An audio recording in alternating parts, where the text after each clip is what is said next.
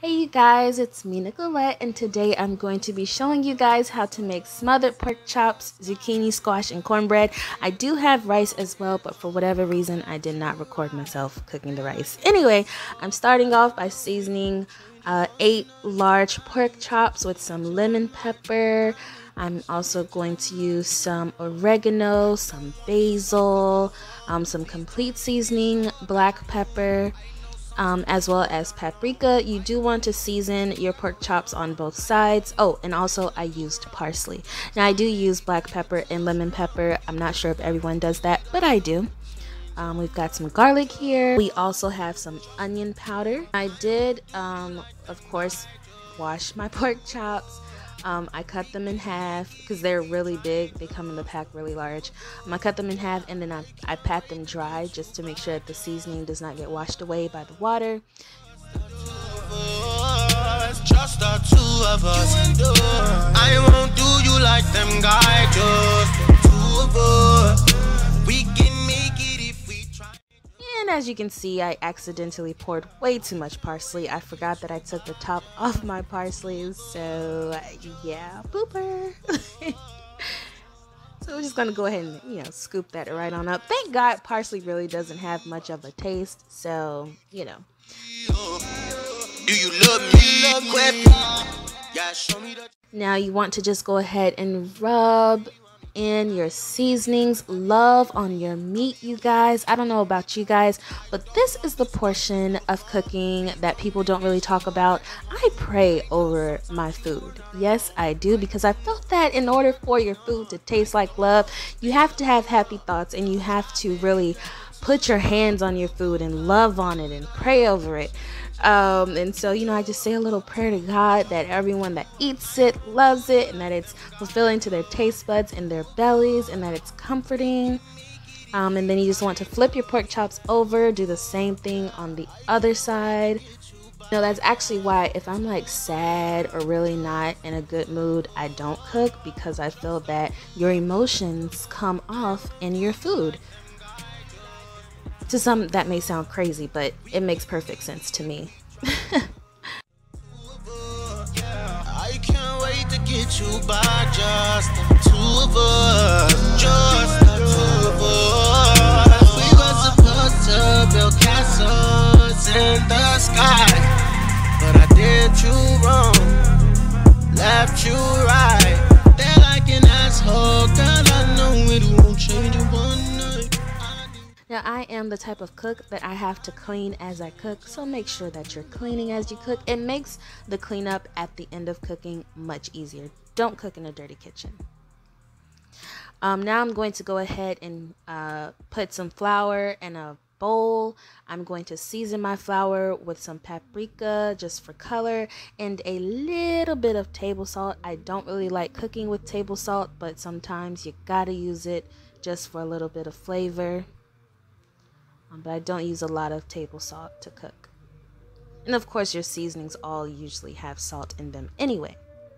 So you want to go ahead and give that a good mix, and then you're going to dip all of your pork chops into the flour to make sure that they are fully covered in flour, because we're going to brown our pork chops. Now I do like to use olive oil to brown my pork chops. You can use whatever kind of oil you like. I just typically like olive oil because I feel that it doesn't dry your meat out. But you want to go ahead and get your oil really hot, and then you want to place your pork chops into the oil to get them beautifully golden brown on both sides. And that typically takes anywhere from maybe probably about 20 minutes to do both sides. So 20 minutes in total.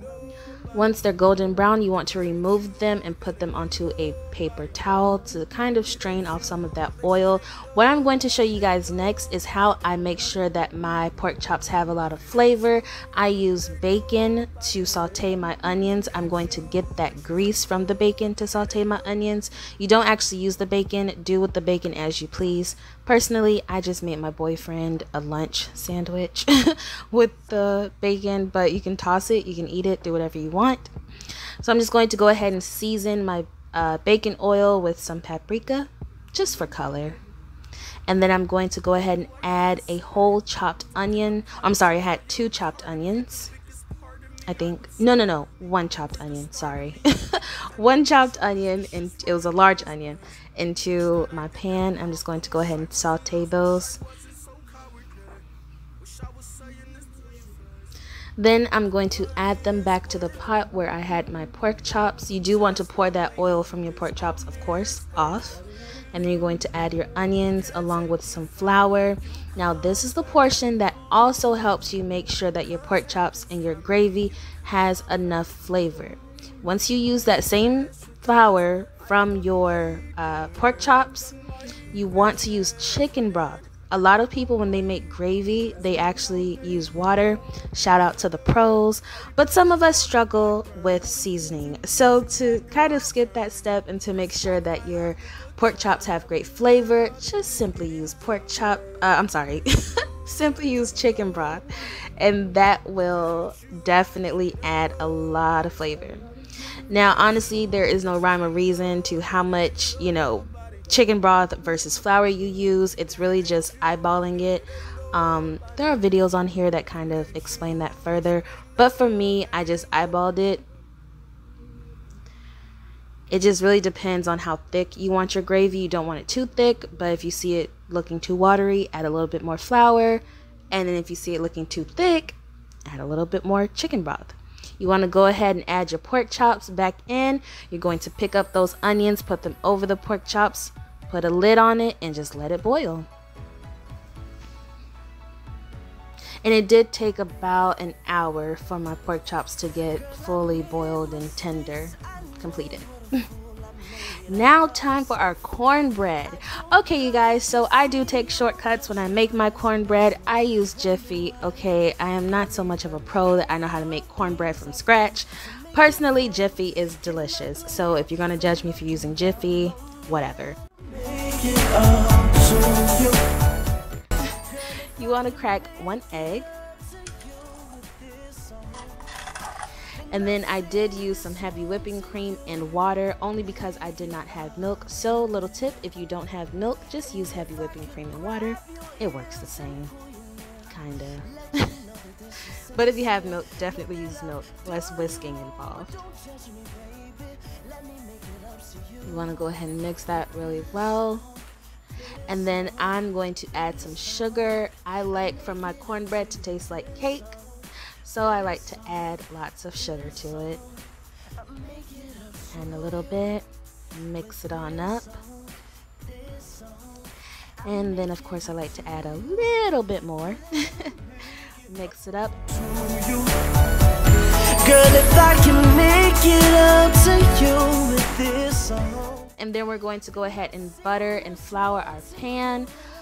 This helps your cornbread to not stick to the bottom of your pan. If I could grab your ears and have you, let you know that this is sincere. Know that I've done you wrong, but don't judge me, baby. Let me make it up to you. So once you give it a good toss, you're going to toss out any excess flour. Just discard that. And then you're going to pour your cornbread mix into your pan. If I could grab your ears and have you, let you know that this is sincere. I know that I've done you. Alright guys, so now it's time for my zucchini and squash. There really is no rhyme or reason to cutting or peeling your zucchini and squash. I don't think that you actually have to peel zucchini and squash. But this is my first time making it, so I peeled it. But I have seen, in restaurants where they don't peel it. So next time I'm not gonna peel it because I think it'll give your plate a little bit more color anyway. So you just want to go ahead and peel it, and then you want to chop your zucchini and squash into whatever shapes or sizes you want. Again, no rhyme or reason to it. Do not judge my cutting abilities, okay? I am no top chef. I just cook food that tastes good. I know that I've done you wrong, but don't judge me, baby. Let me make it up to you with this song, this song, this song. I'll make it up to you. Let me make it up to you. your ears and have you near. I let you know that this is sincere. I know that I've done you wrong, but don't judge me, baby. Let me make it up to you with this song, this song, this song. I make it up to you. Let me make it up to you. I make it up to you.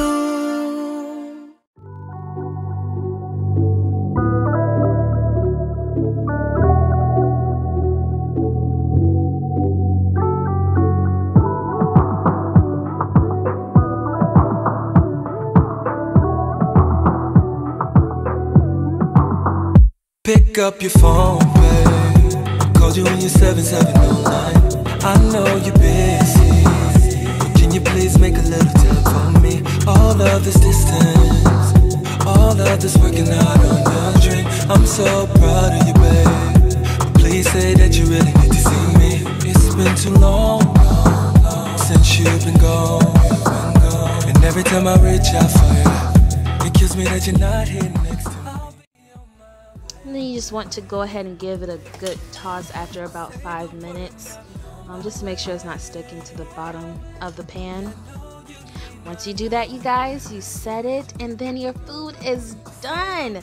Now, this is my first time making a tutorial, you guys, so bear with me if it was not as detailed. And you guys, if you have any questions at all, suggestions, if you have any meals that you would like to see me cook, just simply comment down below. Look how delicious that looks, you guys. The gravy was amazing. My boyfriend absolutely loved it. I also let my aunt and uncle try it. And let's just say my aunt, who is the top cook in my family, she told me I've got the touch. So that meant everything. So you guys, make sure that you comment down below if you have any questions, comments, and be sure to like, comment, share, subscribe, and follow me on Instagram at Beauty for Kicks. That's beauty, the number 4, and the word kicks. And I'll see you guys next time. Bye.